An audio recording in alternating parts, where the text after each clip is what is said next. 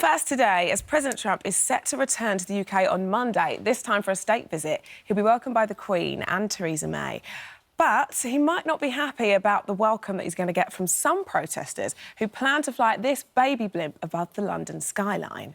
Now, of course, it's a state visit, which means we are honouring the holder of the post and not necessarily the politician. We've got two people with very different views on the subject here. We've got blimp organiser Max Wakefield and Trump supporter Sarah Elliott here with us today. Welcome to you both. Good morning. Thanks for coming, both. Well, that's the question, really. Should we be showing a bit more respect to the holder of the position rather than the man himself? I absolutely think so. I mean, he is the top diplomat for the UK's best ally and closest ally. And we have the closest economic trades as well between the US and the UK. So he is the top diplomat and the UK's best ally. So, yes, respect the presidency. So do you think, you know, for us as a country, this really doesn't show us off in the best way? Yeah, I don't think it does, especially around the anniversary of the D-Day landings, and which is the 75th anniversary. It's the conflict that forged our special relationship. And having the president here obviously proves that the special relationship is still very important to both countries. And I think it should be more of a somber, respectful tone next week when the president comes. Right. Max, you couldn't disagree more, could you? I'm afraid not. I mean, look, it's well known that we have a strong cultural and political relationship between our two countries. But that is exactly the reason that it's so important for us to hold Donald Trump to account. He is the protagonist in the rise of the far right on that side of the pond. And for that reason, we need to stand up to him and reject the racism and the xenophobia and Islamophobia that he's built his power on. Don't you, by doing this, it could be perceived as just being a bit and you're giving it the opportunity to have the moral high ground. There's the expression, you know, when they go low, we go high, and you're sort of potentially giving him the position to take the moral high ground, and then it sort of makes you look a bit silly. I mean, look, this is political satire, right? And there's a long tradition of political satire. You open any of the newspapers on that table over there today, what are you going to find? A political cartoon. It is one way of holding political leaders to account. And I guess, what can I say? It worked really well last time round when he spoke to The Sun in his interview. He said, if they're going to put up blimps in London, I don't feel welcome. I don't want to come there. And he's right. He's not welcome in this city. Sarah, do you think Trump would actually be offended by this? I think it would get under his skin to some degree, because he personally really loves the UK. That's why he's bringing his entire family here to meet the Queen. He has great respect for the country. He has a business in Scotland. His mother was Scottish. And I just don't think this is something you do to your best ally, especially as you're leaving the EU and you're looking to the rest of the world to create free trade arrangements. And the US is ready for that. The US wants to do business with the UK. And it's really up to the British people to decide if they want to do business with Americans. And I think it's in their best interest to do so.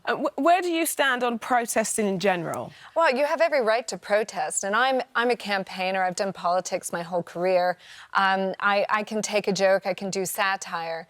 But I think it's just with the anniversary of the D-Day landings and the Battle of Normandy, and also that this is, again, a very pivotal point for the UK as we're pressing reset on Brexit. We have a new Prime Minister who'll be coming in.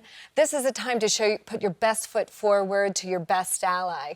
And I just don't think this does. And I think it looks petty. I also think it's a way for the far left in this country to get their agenda out there and take advantage of the news coverage. Can I just jump in there? I mean, I guess the suggestion is that President Trump might tear up an international trade agreement with supposedly the United States' closest ally because of an orange balloon. Now, if that is a real risk, I think that tells you everything you need to know about how unfit for office he is. Why this particular baby? Why this particular blimp?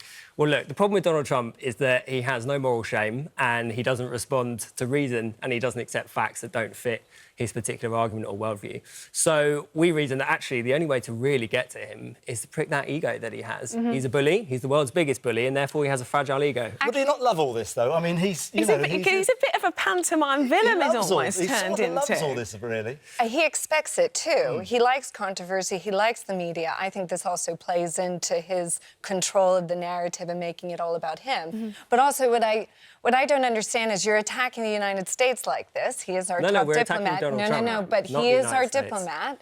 But you don't go after the communist dictator when he comes to town. You don't go after the Turkish dictator. You know, of course we do.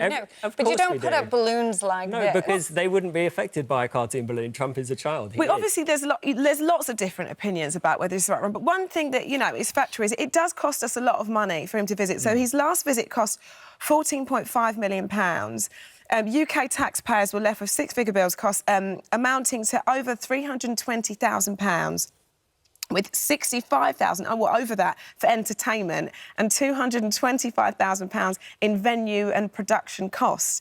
Now, I mean, that's according to Foreign Office figures, but that is an incredible amount of money. But that's what you do when diplomats come to town. It's the price of doing business. The more we do these sort of protests, the more we have to police it, which costs even more money. Absolutely. Would it not be easier and better and cheaper just to let him come in quietly? And he doesn't go anywhere quietly. Well, This is a man who is crushing the rights of vulnerable communities all around the world. And not only that, he's a material threat to everyone's future. He's stealing the future of the young people today to pad out the profits of the fossil fuel industry. He's driving our planet off a cliff. We have to protest him wherever he goes. Do you believe taxpayers should be paying that money, though? Yes, I think taxpayers have to pay for every state visit. I absolutely believe that. Because this is diplomacy. This is the price of doing business with other parts of the world. America is the single largest investor in the UK. We bring in over £750 billion a year here. That is more than enough to pay for that. OK, well, this is a good way to start. As always, there's lots of mixed comments on here. Adriana says we should show him some more respect. Like him or not, he's still the President of the United States. Kelly said, I'd rather the millions been spent on his visit are spent on care for our elderly or schools. It's a mixed bag, as you can imagine. Well, thank you very much, both of you. Thank you.